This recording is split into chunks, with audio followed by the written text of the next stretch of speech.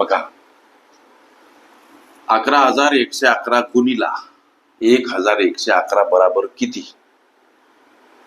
प्रश्न सोडायचा कसा लेकरांनो? याचा गुणाकार करण्यात वेळ घातल्यापेक्षा हे जे दोन पक्ष किंवा दोन पद आहेत याच्यामध्ये साधर्म्यता बघा. इथं 1 1 1 1 1 1 1 1 म्हणजे इथं 5 अंक आहेत.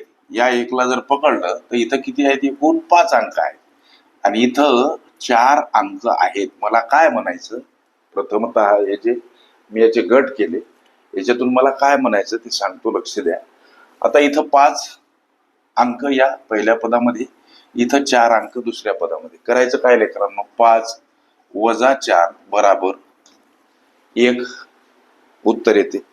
म्हणजे या 4 4 1 1 चे जर गट केले, इथं 1 1 1 1 म्हणजे 4 अंक, 1 1 1 1 4 अंक. या 4 4 अंकाचे जर गट केले तर उरणारा अंक फक्त एकटा.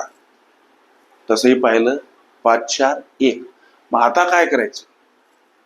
हे 1 आलं उत्तर आणि इथं 4 अंकाचा एक गट आहे, इथं सुद्धा 4 अंकाचा एक गट आहे.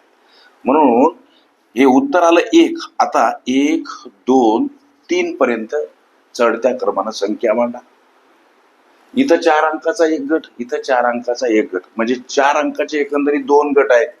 म्हणून इथं 4 4 मांडा. आता हे पद इकडं मांडत असताना उतरत्या क्रमानं जसं 3 2 1 हा या प्रस्तुत पदावलीचा गुणाकार. अशा पद्धतीचे प्रश्न या ट्रिकच्या माध्यमातून तुम्ही सोडवू शकता. ओके.